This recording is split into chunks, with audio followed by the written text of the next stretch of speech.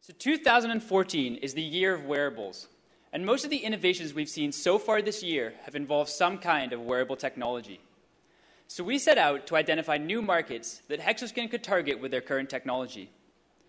So what would be the ideal consumer attributes in an ideal market for Hexoskin's technology? First of all, they'd likely have a higher income. Second, they'd be older and likely have health concerns. And third, they definitely have a competitive edge. So I want to propose to you the idea of sub-branding Hexoskin and introducing it to the $25 billion US golf consumer market. Now, why would you want to invest Hexoskin's hard-earned money to develop a product geared towards 24.5 million golfers? Well, first off, golfers have double the income of the average American citizen, and they're not as sensitive to the high price of wearable technology, as can be seen by the fact that they're willing to pay a 51% premium for golf-related technology. Second, I'm sure many of you know a golfer that spends most of their time in winter sitting indoors, staring out the window, just waiting for the snow to melt so they can get back on the golf course and improve their game. This is evident by the fact that 27% of golfers purchase a training aid annually. The average golfer is 54 years old and may benefit from health monitoring. Why is that? Because 51% of people over the age of 45 have cardiovascular disease. Lastly, golf courses are the fourth most common public location for sudden cardiac arrest to occur. So 3 minor design modifications will allow you to sub-brand Hexoskin as Hexo-T and introduce a uniquely positioned, first-to-market health product. So the first design modification, health alerts, will allow golfers to monitor overexertion on the golf course. Why is this important? Because elderly people spend most of their time at an elevated heart rate while on the golf course. The second modification, performance feedback. So we spoke with LPGA golfer Rebecca Lee Bentham, and for those of you that don't know, the LPGA is the Ladies Professional Golf Association, and she said that tracking breathing rate and heart rate can help golfers improve their performance. So the introduction of performance feedback will allow golfers to improve their game over time.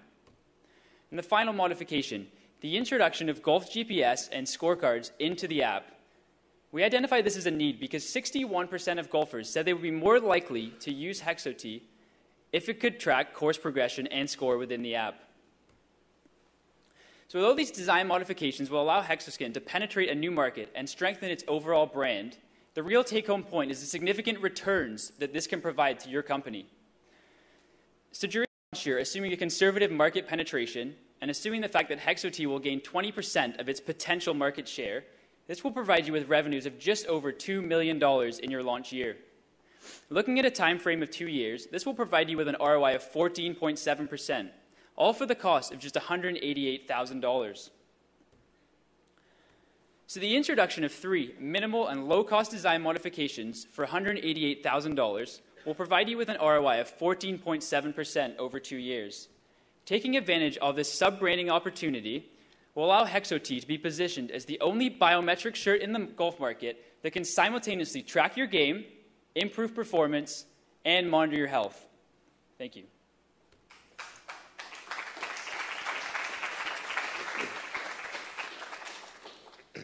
Hello, everyone. Thank you for coming out tonight. My name is Ben, and I'm here with my team, Vitatech, to present to you about an innovative wearable technology called Hexoskin, and how we will implement minimal design modifications for new market success. So more specifically, our objective is to increase market share for Hexoskin by sub-branding as Hexo-T, a health and performance product targeted to golfers above the age of 50 within the United States. Now, in order for us to make a go or no-go decision, we have a couple of decision criteria. First of all, we have to remain within a $200,000 budget, as well as remain NPV positive within the next 2 years. So what exactly is Hexoskin? Well, it is a biometric shirt that contains fabric-based sensors that measure 6 core metrics: heart rate variability, sleeping positions, breathing rate, breathing volume, and activity, such as steps, cadence, calories burned. This data is stored in a small device, just the size of a small stack of business cards, that can be removed from a small pocket in the waist. And the data can be transferred to mobile devices or computers for analysis via Bluetooth, USB, or a micro SD card. Hexoskin also comes with a mobile app that allows for on-the-fly interpretation of your biometrics. And it can even sync with your GPS so you can see exactly where in your regimen and exactly what time your specific metrics were. Some additional attractions are the fact that it can store 3 million data points per hour, and the fact that the material itself is breathable, odor-resistant, quick dry, and most importantly, it is machine washable. This all comes at a price of $3.99 currently on the market. Now, you all may be wondering, why have we taken a fitness device and introduced it into the golf market? Well, let me take you along the pathway that led us to the golf market. We initially looked at 3 markets: healthies, professional athletes, and geriatrics. So healthies are the average day fitness conscious person, and we found that actually 49.6% of all American adults participate in some sort of aerobic exercise or activity. So we decided to look into this further by creating a survey, which we shared and resulted in 88 respondents. And a pattern we found, however, was that Hexoskin was priced too high and did not have enough cost-benefit advantage for this group. A lot of respondents said that the biometrics were beyond what they required for their basic fitness regimen. So then we moved on to professional athletes, and we were surprised to see that there's actually less than 15,000 professional athletes in the United States, which is actually quite a small market. This, along with the fact that Hexoskin is already heavily targeting this market, we decided that we would better implement our modifications for a completely different market. So then we just thought, why don't we shift away from fitness for a moment and look into health applications, which led us to the geriatrics market. With the fact that this segment is growing at a rapid rate with the aging boomer population, and the fact that we found that over 35% of Americans above the age of 65 die due to heart disease, we thought we could implement an at-home heart monitoring device for elderly Americans. However, a hurdle we were faced with was the fact that this would require medical device regulation, and even if we were to be approved, it would be nearly impossible to be reimbursed at $3.99 price point. So we wanted to take advantage of all the appeals of these markets while avoiding the pitfalls I just went over. And that is why we decided on the golf market. And let me tell you why. So golfers are older on average. 48% are above the age of 50, and just based on age alone puts them at a greater risk for cardiovascular disease. So there we have our health opportunity. Next, since golf is a sport, participants care about their performance and always want to continually improve. And this is proven by the fact that 27% of golfers actually purchase training aids to improve their game. So there, we have a performance opportunity. Lastly, we found that golfers actually earn twice as much as the average American at $95,000 compared to $50,000. We also found that they are less price sensitive than your average consumer and are in fact willing to pay a 51% premium for golf-specific technology compared to your average wearable. We can apply these 3 things into the $25 billion consumer market that is the golfing market. Now, to break down the entire market into our specific target market, we segmented it by first getting our 24.5 million golfer size, 56% of which are core golfers, so they play 8+ rounds a year, leaving us at 13.7 million, of which 48% are mature core golfers, or golfers who are above the age of 50.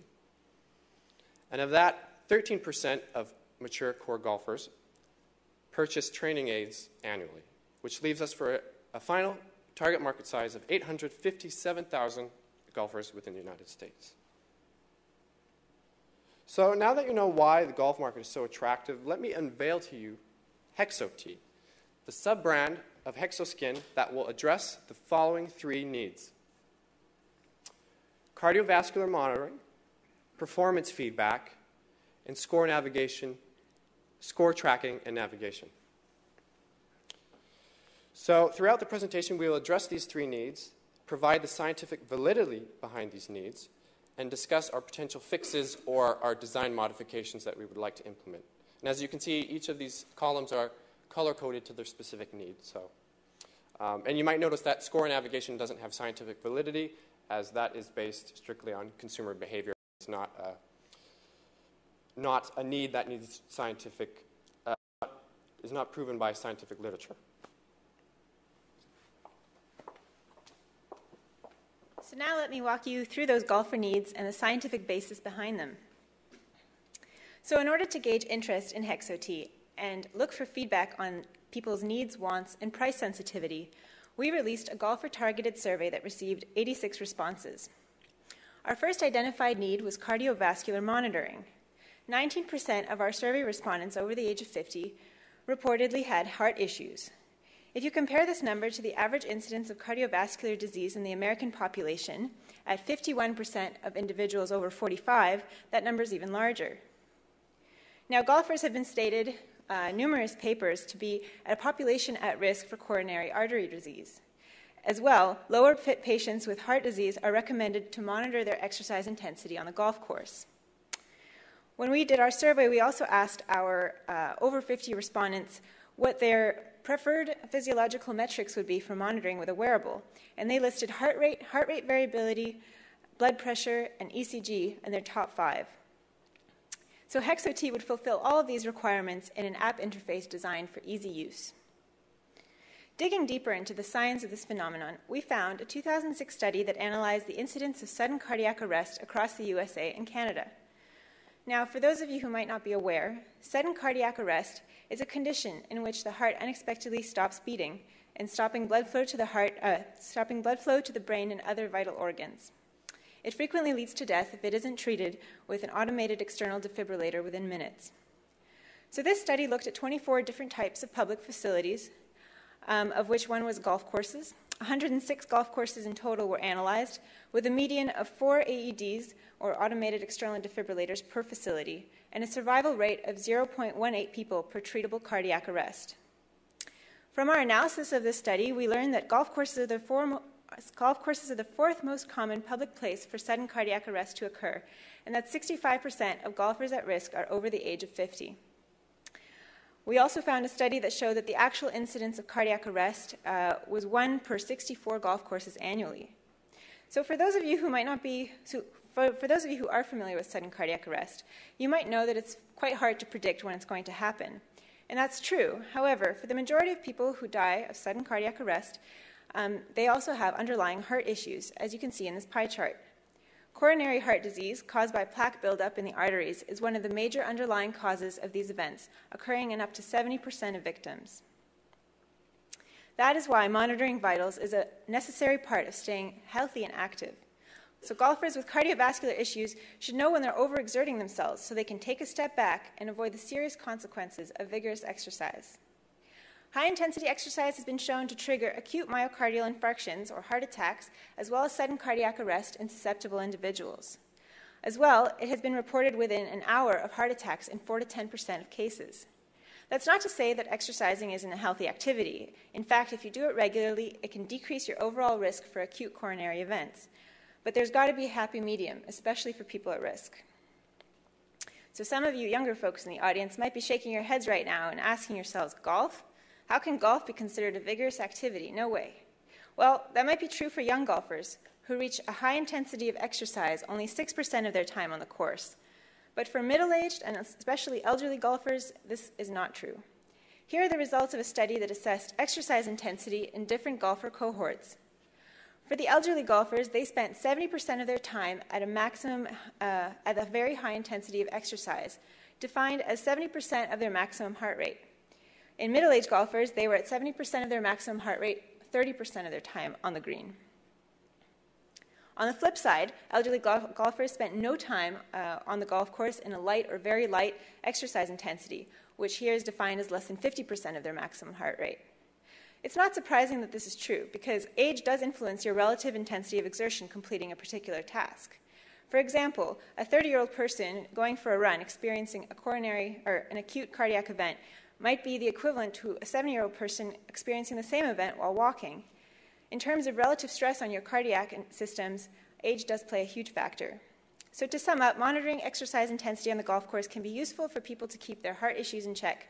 And with biometric shirts, hopefully we could see a reduction in these kinds of adverse events on the green. Let's move away from cardiac issues now and into performance. We know that mature golfers have health concerns, but these are not likely to be at the forefront of their minds. No, for golfers to love their gear, it has to help them perform. In our survey, 65% of golfers over 50 who play golf at least once a month said they'd be more likely to use Hexo-T if it improved their game. On the elite level, we also asked professional women's golfer Rebecca Lee Bentham about adapting Hexoskin into a version for golfers, Hexo-T, and she emphatically agreed that tracking heart rate metrics and breathing rate would be essential to upping people's golf games. We also spoke with golfing instructors. For example, Laura Ribsky, the head teaching professional at the Ladies Golf Club of Toronto, who was very excited by our idea and said that tracking her own breathing rate helped her achieve her first hole-in-one in over 30 years of playing. So how can we improve performance using physiological metrics? Well, harking back to biology class, you might remember the fight-or-flight response, triggered by different divisions of the autonomic nervous system. For example, when you're exercising, the sympathetic nervous system kicks in and leads to an increase in heart rate. In contrast, when you're sleeping, the parasympathetic nervous system takes over, inducing a lower heart rate. So these two circuits are constantly interacting, and this interaction is reflected in your heart rate variability, or HRV. HRV, therefore, provides a measure to express the activity of the autonomic nervous system and may consequently provide a measure for stress. In other words, HRV is thought to reflect your heart's ability to adapt to changing circumstances and stimuli. As you can see at the top, I have here a representation of how heart rate would be monitored on an electrocardiogram. The positive peak is called an R wave, and the distance between R waves is known as the RR interval, or heart rate variability. It can also be called the beat-to-beat interval. So when these beats are compressed together at a minimum RR interval, this indicates stress, and when they're at a maximum, then that individual would be considered relaxed. Maximum heart rate variability can be stimulated by coordination to your breathing. And since Hexoskin measures both breathing rate and heart rate variability, these metrics could be aligned to allow for maximum performance. In golf specifically, we found a study that looked at how elite and experienced athletes' heart rates, respiration, HRV compare to that of novices and how stress would affect their performance while putting. Elite golfers were shown to have a higher heart rate variability than novices, experienced a greater tendency to exhale prior to putting than novices, and also experienced a deceleration in heart rate we found prior to putting, corresponding to lower anxiety scores. These different levels of golf expertise could be incorporated into Hexo-T to train golfers to recognize when they're in their sweet spot based on their mental game. In our last category of golfer needs, we identified score tracking and course navigation. 64% of all respondents said they'd be more likely to use Hexo-T if it provided digital scorecards and GPS functionality to track their progression along the course, and also provided information about their historical data, historical scorecard. So when we narrowed down our survey results to our target market of mature core golfers, that number dropped slightly to 61%, still showing us that this would be a definite asset to Hexo-T. To sum up, based on our golfer needs, Hexo-T can address the at-risk golfer population by monitoring themselves for overexertion. It can measure physiological metrics to correlate to performance, as well as provide an easy-to-use score tracking and navigation system. So now let's go on to privacy. Since Hexo-T would collect health information from users, the inevitable question of data privacy comes up. Data encryption and privacy are already important features of the current Hexoskin design. All data on the dongle is owned by the user, and third parties can access it on the cloud only with the user's consent. However, Hexoskin automatically stores this information, stripped of any identifying features, for research purposes, and the user has to manually opt out of the service. In terms of the data privacy landscape currently in the US and in Canada, in the US, they tend to take a sectoral approach. So laws of data protection and privacy are not centralized at the federal level, so the private sector can take matters into their own hands with a combination of legislation, regulation, and self-regulation. Some states have also put forth their own privacy rights in their state constitutions. One particular case would be in California, a pioneer in digital privacy laws. And this state is pushing to make a shift towards European Union levels of regulation, but that's not likely to happen soon. In contrast, in Canada, there are a number of laws in Canada that relate to privacy rights, encompassed in a comprehensive approach to data privacy, and it depends on the nature of the organization responsible for the personal information. For example, in the public sector, federal government institutions, they are pursuant to the Privacy Act of 1983, whereas the public sector has to adhere to the Personal Information Protection and Electronic Documents Act, known as PIPEDA. In addition, provinces have their own private legislation. So as you can see, these factors would be very relevant to Hexo-T in terms of where it can market and also the privacy laws within those markets.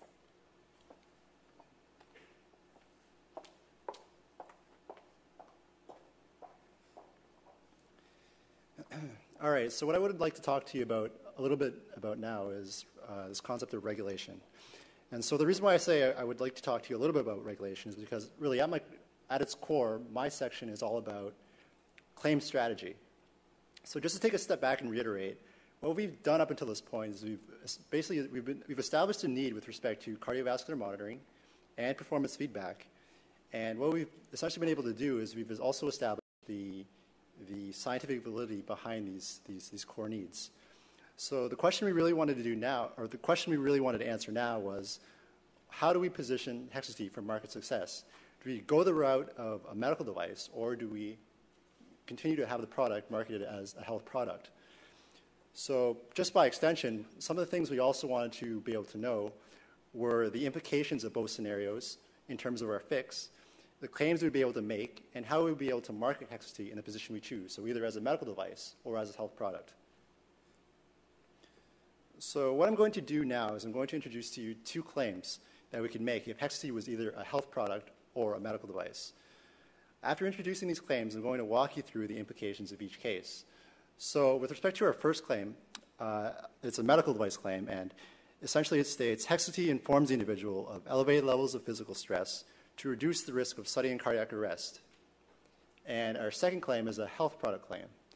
So Hexo-T can track key body metrics to monitor and manage your health and to help improve your game.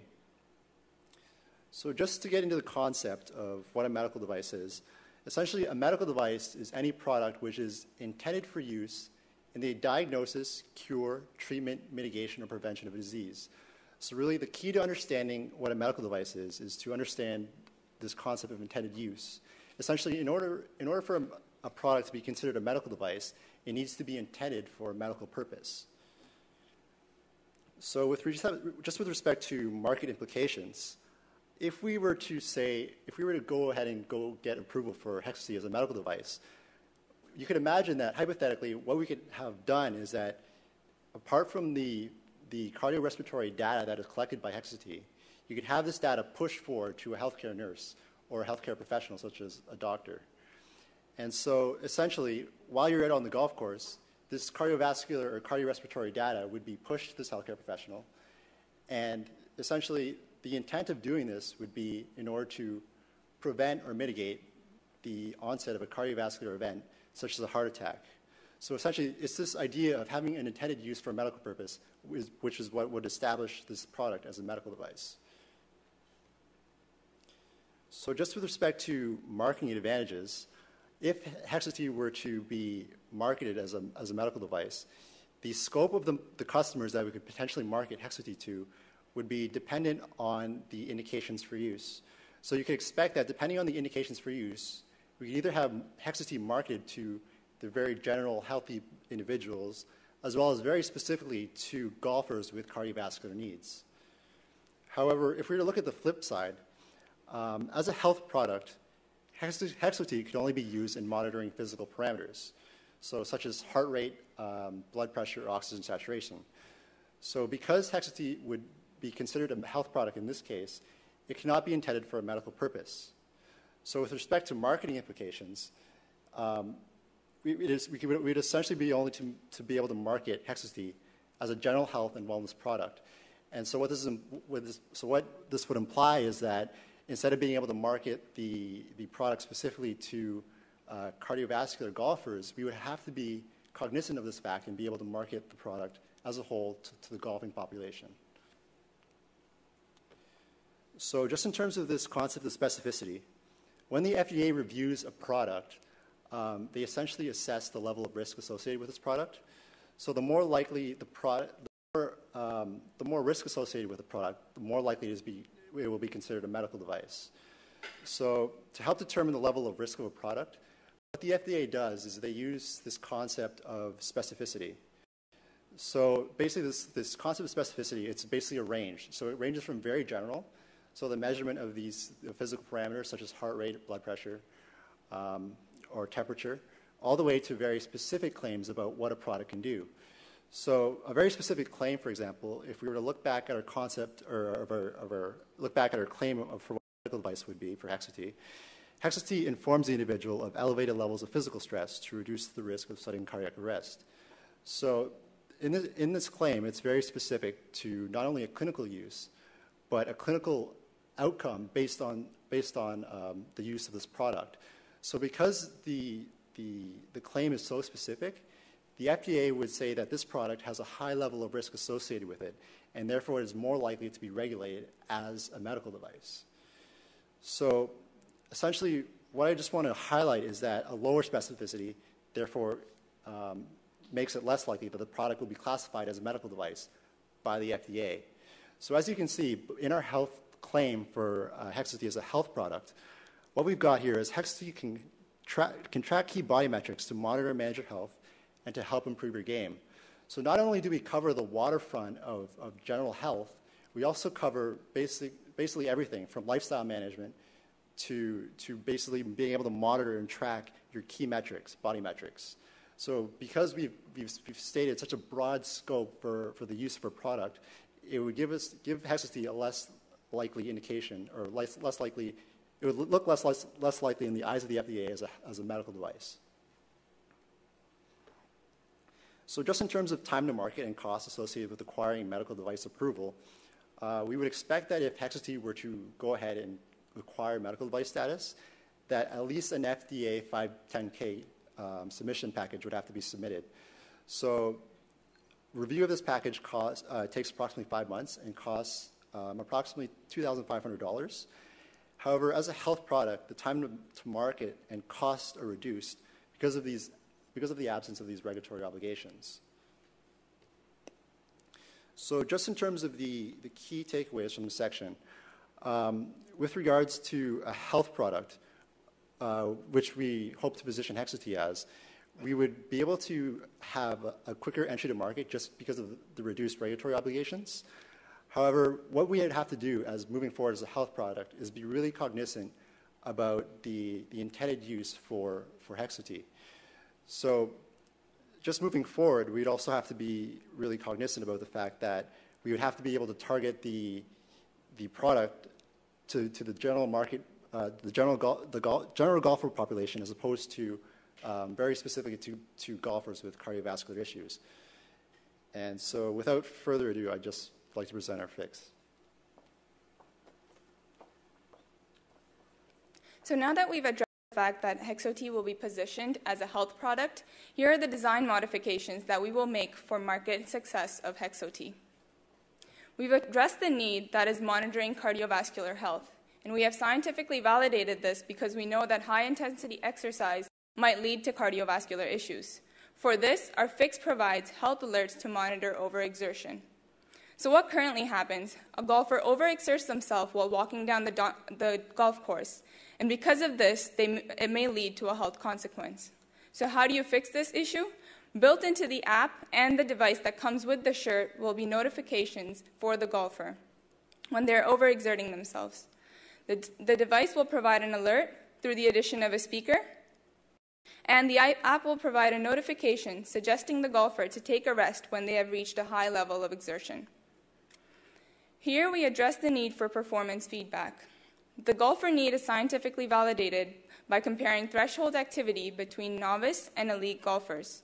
We are able to use heart rate variability as an of physical and emotional stress. So built into the app will be our fix to provide biofeedback in order to improve a golfer's game. When they're first setting up the product, the user will be able to input thresholds for their maximum heart rate based on whether they are at a novice, advanced, or elite level. And they can also set this based on their preference. How will this help? So you get a player sitting at a score plus 14. Not too great, and it probably means that they're not in their optimal range based on their threshold setting. The device will provide a subtle vibration with the addition of a vibrating motor when the player is not in their sweet spot. But once they reach that state, they can attempt a better score, and eventually they will be able to track that activity and review their performance. This will allow them to train themselves on how to reach their sweet spot. And eventually track that activity and review their performance. The vibrate function will also be optional and can be muted. That way, it can be purely used as a training aid, something that the golfer will review and after they have completed their game. Vitatech found a customer need for score and navigation tracking while performing our market research. To meet this need, HexOT will implement a function to record score and have a navigation built-in app. The fix would provide navigation data as purchased from iGolf. Once a player finishes a round of golf, they can upload their scorecard data. Once it's synced to the cloud, the golfer will be able to compare their scores with their heart rate, breathing rate, and heart rate variability during that round of golf. This can be used as a training aid for players as they analyze their progression over time and try to understand how to reach their sweet spot for their score. So putting all this together, the design modifications that I have presented to you will allow Hexoskin, sub-branded as HexOT, to strengthen its position in the golf market, with the alerts for monitoring, performance feedback to facilitate cardiac and respiratory training, and the integration of GPS navigation. HexOT will be able to stand out in the crowd of golf wearables and training aids. I will now be walking you through a product feature matrix discussing the potential competitors for HexOT once it enters the market. As you can see here, there are 4 sectors of the wearable technology industry from which we have adapted features into HexOT to propose a complete product for a market with untapped potential. Currently, golf watches on the market provide golfers with the ability to track specific parameters to assist them in training and improving their golf game. These may include swing tracking and gauging distances. With HexOT's integrated golf GPS navigation and scorecard keeping ability, the new product can match and exceed the expectations of current golf watch owners. Golf wearables are a new entry into the market, providing you with the ability to visualize a golf game. By tagging golf clubs, a player can track their game with detail. While sitting at a price of $149, it does not nearly provide the amount of information that HexOT would provide. Also, a great thing here is that the use of HexOT throughout the day. While we are proposing its entry into the golf market, this does not mean that the biometric shirt cannot be used for 24 hours. Fitness trackers and smart clothing compete with HexOT at a physiological metrics level. Due to the convenience and low price of fitness bands, such as Jawbone, users love the product. But HexOT provides the same data at another level of accuracy because of new sensor-based technology. OmSignal, another biometric shirt, is not even in the market yet, and is still only available for pre-orders and does not have a female version. Overall, HexOT will be the first-to-market biometric shirt for golfers, encompassing the tracking of physiological and golf-specific parameters throughout the day, or only during a game, with a price that golfers are willing to pay. The product will not only let you improve your game, but provide health monitoring with performance feedback and bring in navigation technology to compete with the best of the best.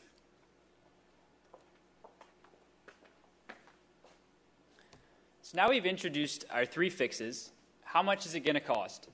So the total cost is running right around $188,000. And a significant chunk of this is a marketing campaign.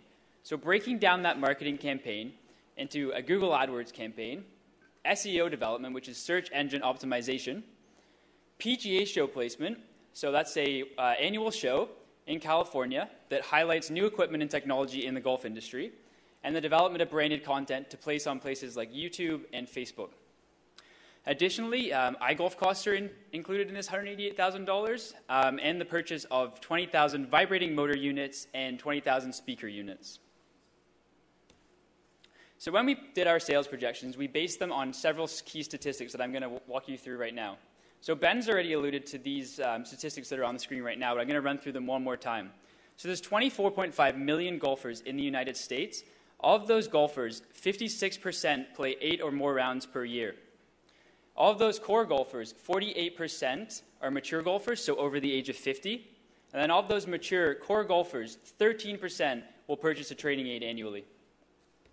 So 2 additional statistics. The U.S. fitness wearables market is going to grow at approximately 6% annually all the way through 2025. And the North American market comprises 41% of the global sports and fitness monitors market, of which the USA makes up the majority of that 41%. So when we estimated our launch year market penetration, we looked at the number of competitors that are currently on the market. So there's 28 golf training aid competitors on the market right now, and the introduction of Hexo-T will up that number to 29. So that gives us a potential 3% market share. Breaking that down further to the chart in red, you can see a 1 in 5 win rate is estimated for Hexo-T. So that's 20%. And that gives us 0.6% of the overall market in the first year of product sales. So here we have our USA sales forecast for Hexo-T. On the y-axis is revenue, and the x-axis is year. So highlighted in red is the launch year sales, and we estimate that Hexo-T will generate revenues of just over $2 million in launch year. We performed a sensitivity analysis to see how the varying market shares would affect both net present value in 2 years and return on investment in a 2-year period. So the first conservative estimate, which is what we based our sales projections on, gives a net present value in 2 years of just over $500,000 and a return on investment of 14.7%.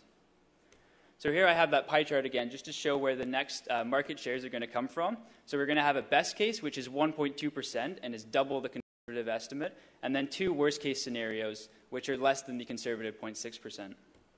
So the best case, which is a 1.2% market penetration, provides a net present value of just over $3 million and a return on investment of 47%.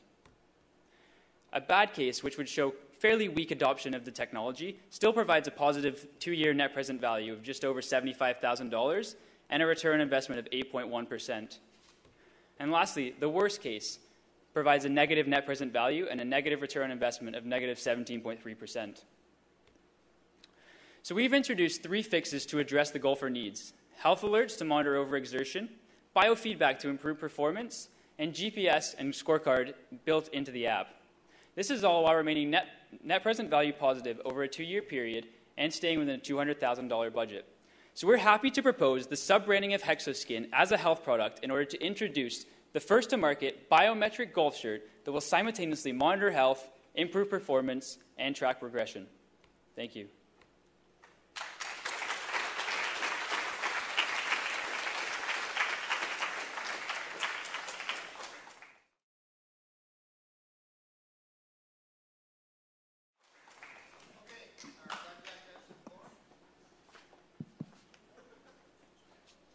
Thanks for your talk, guys. Just got a couple easy questions. So could you go back to your market segmentation slide?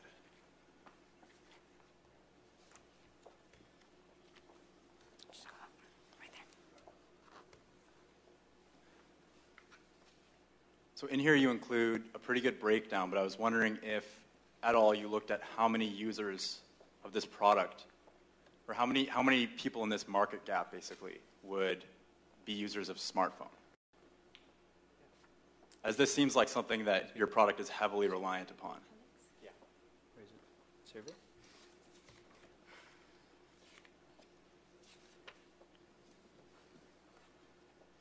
And potentially if you could speak to the number of smartphone users above age 50, as that is your Right stated market gap. Oh. Whatever. You want to do it?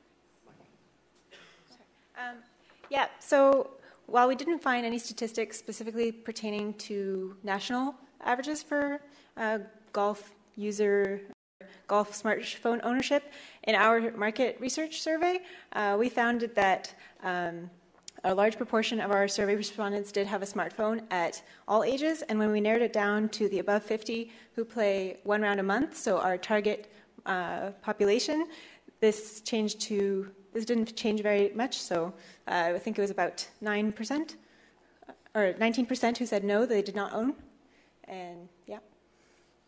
So you said it's 19% who said they do not own a smartphone. Yes. Sorry, one moment.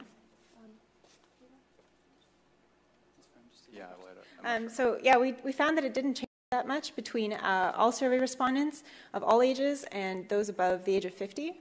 So likely golf owners or golf players would have similar smartphone ownership to the general population.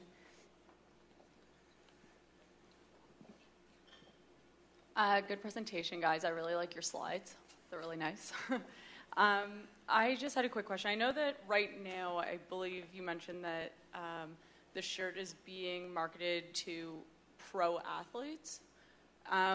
Do you know whether or not your core golfer market is going to be able to analyze their biofeedback information that they're going to be getting? Because I know, coaches, pro athletes, they rely on this information, but will a regular user be able to understand the analysis that's coming out? Yeah, definitely. Part of the fix would be a simple interface for the user to use, so they'd be able to see kind of when they're in their sweet spot, and it would give them direct feedback, so they'd just be able to kind of see a yes or no type thing that keeps it very simple for them, so they're not looking into the deep data analysis part of things.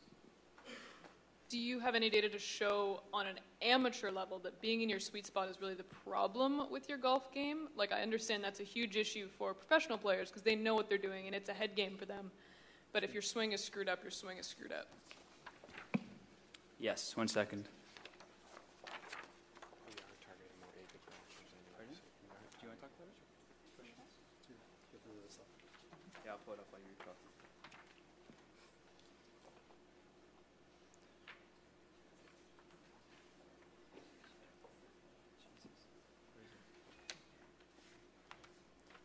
We're just getting our slide. This one? 1 time.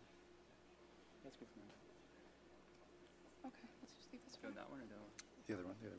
1 time. All right, so in terms of how we actually set up our app, so this is the actual app. How we propose to do the actual app is with regards to first heart rate and respiratory breathing rate. So what we did is we actually looked at a study that involved 55 golfers, and what they found from the study was that what they basically did was they segregated the 3 golfing segments, so the very novice golfers, the experienced golfers, and the elite golfers who were the pros. And so what they essentially found from the study was that just prior to putting, in the elite golfers, what they had was a noticeable decrease in both heart rate and respiratory rate. So just based on these levels from this paper, what we did was we established a set of levels, basically, based on a person's percent level heart rate. And so we intend to use these percent levels as a general guidance to show or demonstrate how respiratory rate and heart rate could potentially affect performance. Okay, so what I'm seeing here is that a pro golfer has this feature. They have the better heart rate, they have the better breathing rate. That's right. But kind of correlating that with their better performance, which is not necessarily causing the better performance. So I'm questioning whether this would actually have such a positive effect on golfers. So the way we actually propose to market the actual app is to actually have a comparison between elite golfers versus novice golfers. So it wouldn't be an actual, just because you're using this app, it'll make you a better golfer. It'd just be a marketing ploy in order to say that this is what an elite golfer, this is what an elite golfer's physiological parameters are. How do you stack up? I just had one more follow-up question on my original about basically the number of smartphone users. So how did you do the surveying? Was this done through a computer or a smartphone? And do you think this would bias or influence the number of smartphone users who responded to your survey? So we used a combination of methods to distribute our surveys. The golfers specific survey, we did both things. So went to 3 different golf courses, distributed our surveys there for about a week.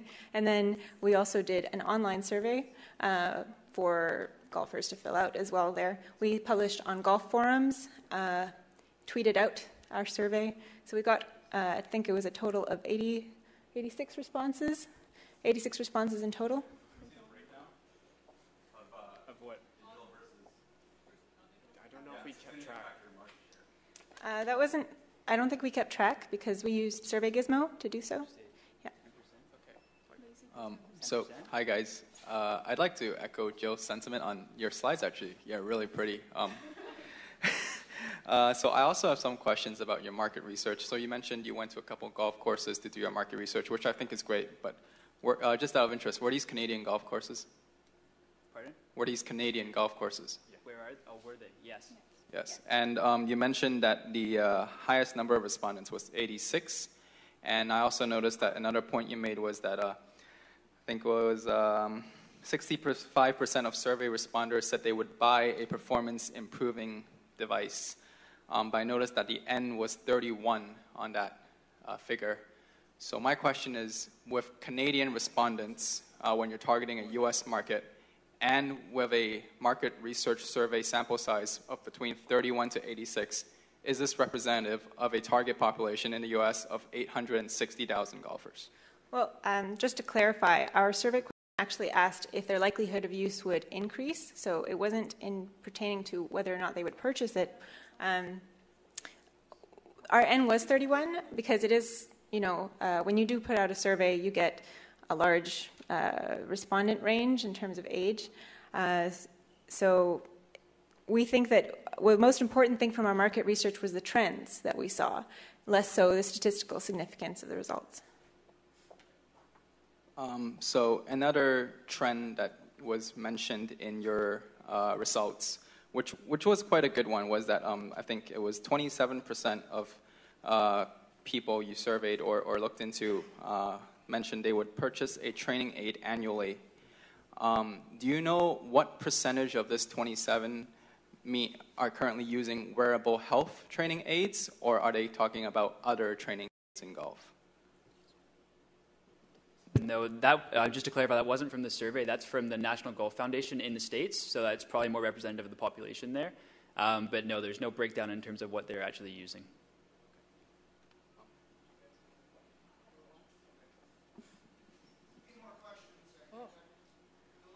Can we see slide 33, please? Slide Pardon? 33? Second half of that? Slide 33 on there. No. Slide 33 on there. Sure. Pardon? So I'm apparently wrong then. It's slide 33? It should be the one in your competitors. Okay. Oh, it's the slide, I wonder. Yeah, that one.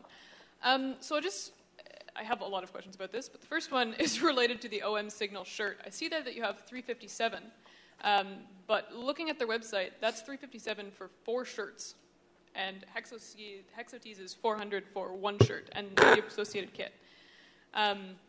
And also considering people who purchase these may want more than 1 shirt, and then you're looking at, you only need the 1 sensor, which is great, but you're looking at the purchase cost for the rest of the shirts, and my understanding is Hexotees is about twice as much as OM Signal. So considering how easy it is to add these golf metrics and how little patent protection or anything there is as in terms of barrier to market, how do you not think you're going to be out-competed by other companies? So just to clarify the price, the $359 is actually for their most advanced type of purchaser. The actual cost of just the Hexoskin shirt itself is $169, and for OmSignal it's $99. And if you buy it in a package, it's $500 for 5 shirts at Hexoskin. So I used the $359, but it ranges from $269 to $359, and that's obviously there that it is cheaper than Hexoskin at the moment. What we find is that if you look at just comparing what's on the market out there, there's OmSignal, there's Athos, and these kind of products, while they can adapt the same kinds of modifications that we're making to Hexotee, they're not even in the market yet. Hexoskin is selling right now. They have a female version, and they are already they have prototypes ready. Same thing with Athos. It's not in the market, and it's only targeted to people who are exercising, and it's just muscle activity. So in that case, we feel Hexoskin is better. I guess the challenge is, you guys are projecting future growth, but in a market like this, it quickly becomes the cheapest on the market is the one that people are going to buy, or someone that can really differentiate themselves as best. And I mean, as an independent company, you're going to have a lot of trouble once Nike, Fitbit, Ralph Lauren, for example, who was already partnering with OM Signal, comes into the market. Yeah. I think for there, it's that if they are able to implement this kind of product, it'll be the first to market. Second of all,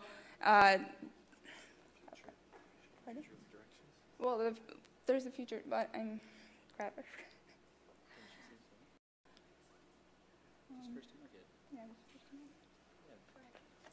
Yeah, but we've also thought of some future directions that Hexoskin would take to be able to make their product better, and these would be the integration of swing tracking. So if they're able to add long sleeves onto their shirts, they would be able to track the swing. Yeah. Just adding to that, we also added the golf GPS and score tracking and performance feedback to tie into a service to really kind of get the user experience and get them locked into the into Hexot, so that way we'll be able to retain that market share when competitors do come into the market. I guess, you know, I question, without strong market research backing this, that a customer would purchase one product versus two products, each that do that better. For example, she's mentioning Game Golf tracks your swings with your clubs. So it's going to do that, and then there's a golf glove that you can put on that tracks your swing metrics, which, you know, I'd rather wear a glove than a shirt because I can wear that all the time. I don't have to worry about washing it. So, you know, without market research data, it's possible, but I haven't seen you guys prove to me that people are really interested in purchasing this versus the competitors. I'm going to pass to T now. Unless, sorry, you guys can't come on. Hey guys, this is a good presentation. First one? Pass. Sorry, I would actually like to say one thing. I think one of the main parts of addressing the target market in question, golf, is you have to bring up the question of brand loyalty. So for a lot of the current wearables, they haven't really reached mainstream in golf yet, but with Hexot, there's an opportunity there to kind of build up a customer base and have them love the product and use it and buy more. Yeah. All right. So it was a good presentation. Nice slides.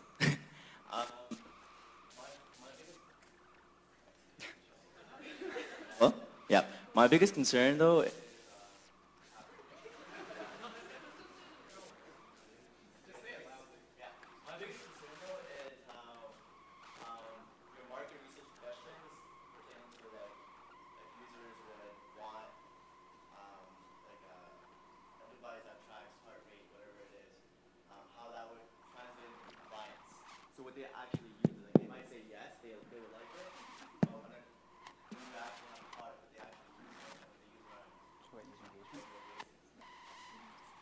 Definitely. I think the biggest thing with this kind of device is the fact that user engagement drops off quite significantly after about a 12-month period. So that's something we did address, again, through future directions, so kind of constantly updating what the shirt itself can do, just to kind of keep user engagement going. And that's a problem with all kind of devices. So this Ganda.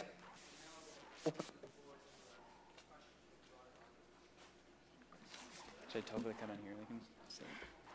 You guys can come down here and say your questions if you like. A little bit.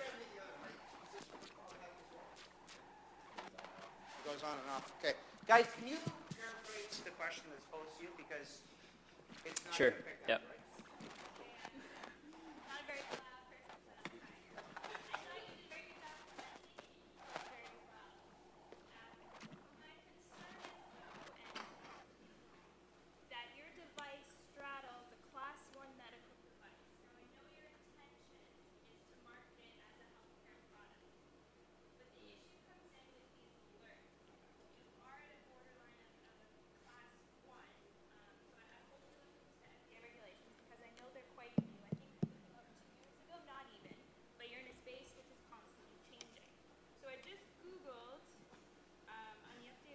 Tough to paraphrase.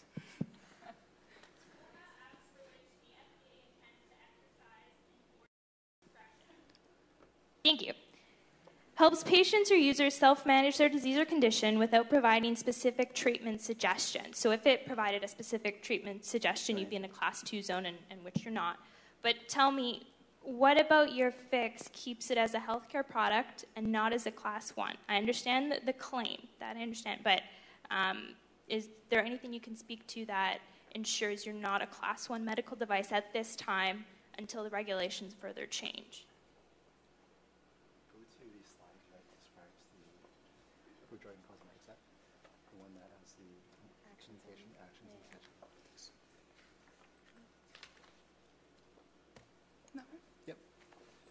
All right, so just in response to your question, with regards to all medical devices, it's really, and in regards to any regulation for that matter, it all comes down to semantics. So we really have to understand how the concept of really the definition that's stated in the regulations with regards to what a medical device is.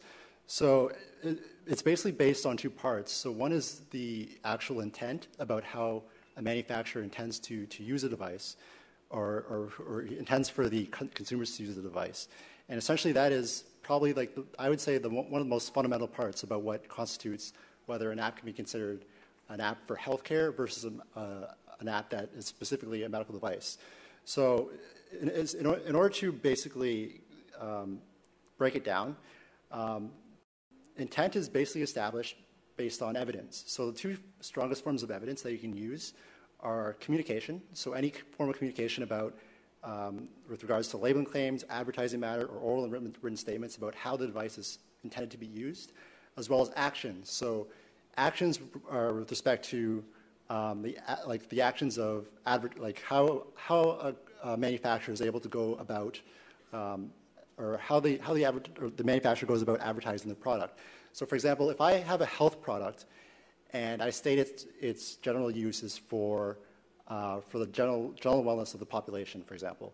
However, if I go to the cardiologist and begin advertising in the American Journal of Cardiology, basically the FDA may look at that and say, well, my actual intended use is for these cardiovascular patients. So in order to really disseminate the line for a healthcare product versus a medical device, what we would ensure is that anything we do with regards to communication is communicated directly towards this idea of our product being a health device. So we're not actually diagnosing any patients or making any specific recommendations based on health.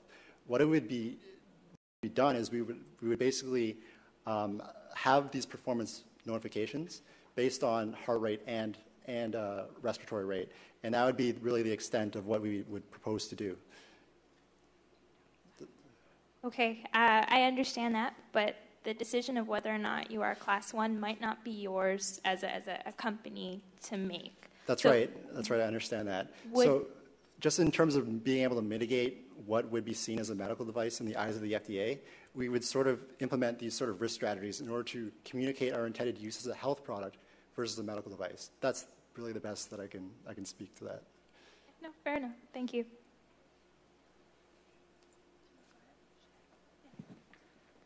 Sorry, I'm just going to answer it based on just the competitors. From what I found is that current competitors in the market are also providing alerts, and Hexoskin is already prototyping these alerts into their app. So, and they're not classified as medical devices at the moment. So we feel that ours wouldn't be either in terms of the fix. Great presentation, guys. I was just curious if you looked into the social implications of someone wearing a Hex T. For example, usually golfers play in groups of 4, and if I'm with an elderly gentleman who has to stop every 10-20 minutes to get his heart rate down before he can advance, if that would have any implication on golfers' business, golf courses banning the Hex T because it slows down business.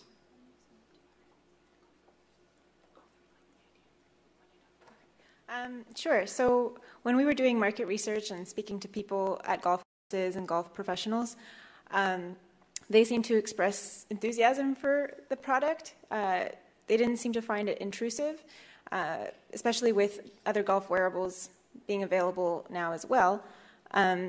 Additionally, I know that some golf courses, they don't necessarily love having smartphones on the green, but they never ban it because it's just becoming such a prevalent phenomenon in our society where everybody owns one, and you can't really stop something from happening in technology when it's going to be inevitable. So also elderly golfers, I think, tend to golf together.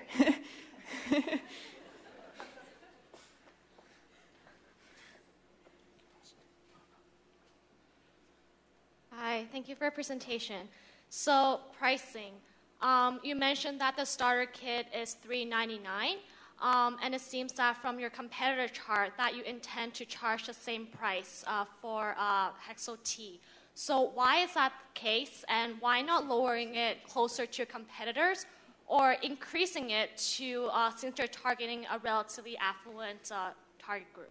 Definitely. We didn't actually address the price point in this. This is what Hexoskin's currently set at. So we didn't want to lower the price just because that's Hexoskin's price. That we didn't think that would be effective for our project. And we also didn't want to raise our price because we thought that would just knock us out of the ballpark in terms of competition. So. Also, the fact that we didn't get any sort of profit margin information from Hexoskin, so we didn't actually know whether we could reduce the price. Yeah. Hi, guys. Great presentation. I just want a very quick clarification, then I might have a question. When you were doing your market breakdown and you talked about 29 different, it was the graph that you showed. Oh, okay. Yep.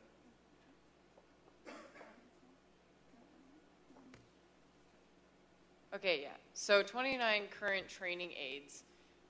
You're assuming that you're going to get 3% of that market? Yes. Based on? Just splitting it evenly amongst all the competitors in the market.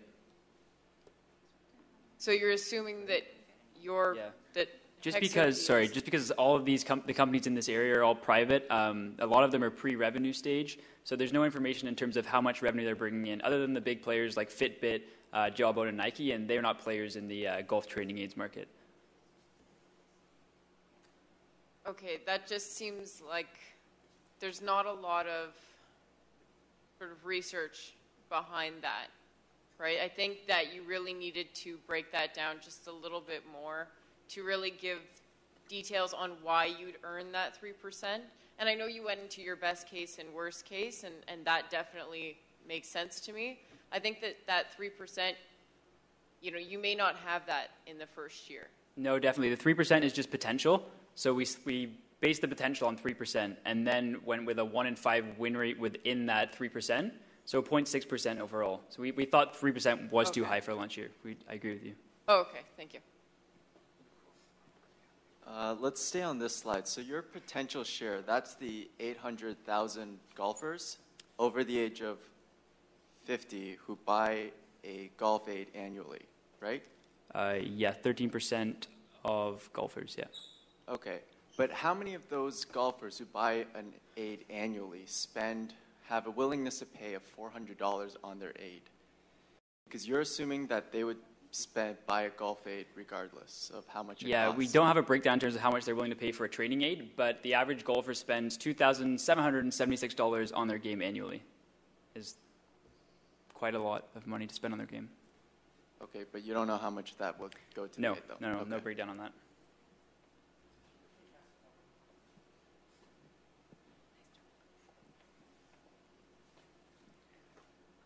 Hi, guys.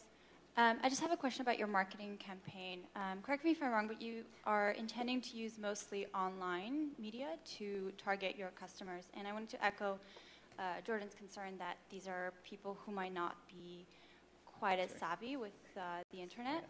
And also to note that Google AdWords and things like that and YouTube don't have high click-through rates. So what are you going to do to address that? Or have you thought about any of the other options to market to your customers? Yeah, definitely. So actually, if you want to read this quote right here, since the golfer market is very highly educated and has higher income than the average American citizen, we actually found that that kind of population uses the internet at rates approaching or exceeding the general population. So that's kind of what we based our online marketing strategy off of. Additionally, in terms of, sorry, I forgot the second part of your question. Could you repeat it, please? I forgot as well. Okay, thank you. Have you thought about any other marketing strategies, though? Like, why would you go just with this one? And I just remembered, so Google AdWords and YouTube have really low click-through rates. So yeah, so that's why we did have the PGA Show placement, which is quite a significant amount just to showcase the technology there. We also did factor in a small amount of kind of on-the-ground distribution. So we picked 4 key states. We looked at golf course density and density of the LV population within those areas, and then kind of overlaid them golf courses within that area to target for an initial rollout. Very small, so most of it would stick to online marketing. Thanks. Hey guys, great presentation. So I have a question about the golf market in general. So talking about everything, the clubs, the shoes, the shirts. In general, it's correct to say it's a very mature market where it's highly consolidated, and it's mostly the big players out there, right? In general terms. Sorry. Oh. Sorry, could you just reiterate that question? Sure. So I'm just like a general question about the golf market itself. For example, Okay. I imagine clubs is actually what's bringing in money, the majority of the money, right? And most of the people that are making the clubs are usually big players, and it's generally a consolidated market, right? Yep. Okay. So my line of thought is this. Basically, for the purpose of market segmentation, you kind of divided off the wearable health tech away from the rest of the golf market. I don't feel this is necessarily the correct way to look at it, just because it is a very highly competitive space. So I feel that the bigger players will be able to cannibalize the small players very quickly should they see an opportunity arise. I agree with that, yes. So how do you prevent yourself from being cannibalized in general as soon as if it's as much as potential as you're offering to people here? Definitely. I mean, again, just going back to that service and providing value to the user is the best we'd be able to do at this point, and kind of being the first to market as well would benefit us in that respect. But also, I don't think, we're not necessarily cannibalized, but potentially for kind of exit strategies, if a big player were to enter this field and to see we were the leader in the market, I think that would be nothing but great for Hexo-T as a product.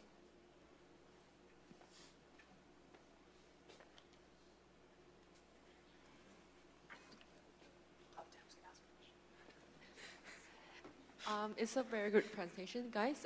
So I just want you to pull out the competition slides, the competitors.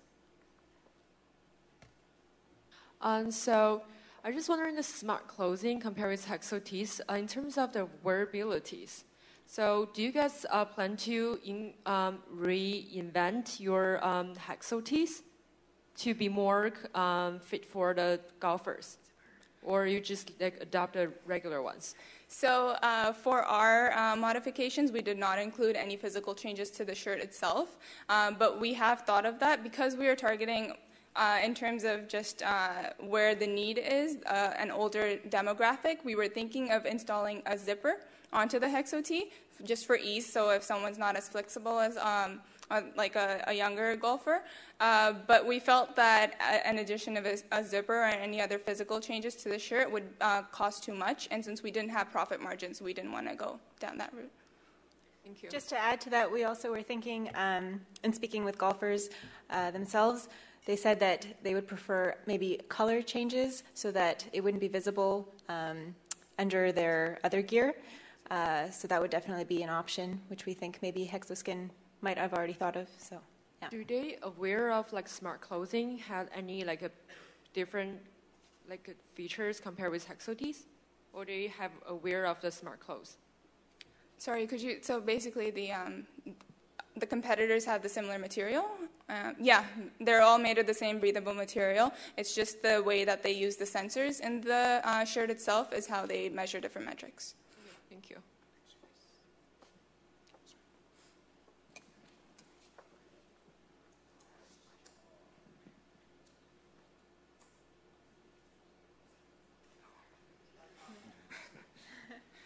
Thanks for your presentation, guys. I got to say, I really hope that this actually becomes a product, because I would love to buy one of these. Are you a golfer? Can you repeat that so we can get that on video just to get the first? Is this? Okay, yeah, so I really hope that this does become a product because I would love to buy one.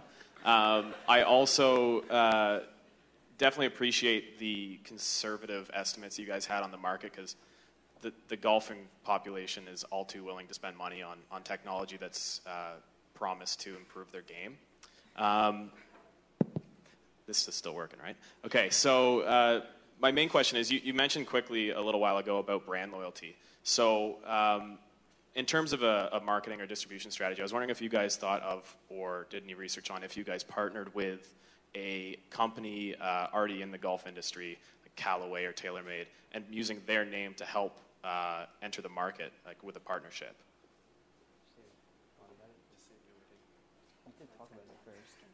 We did discuss this in the very early stages of things, but it's not something we pursue. We didn't think it was very realistic at this point, and we didn't have any of the permissions from Hexoskin to go after a bigger player like that and try to pursue something like that. Right. Okay. Thank you.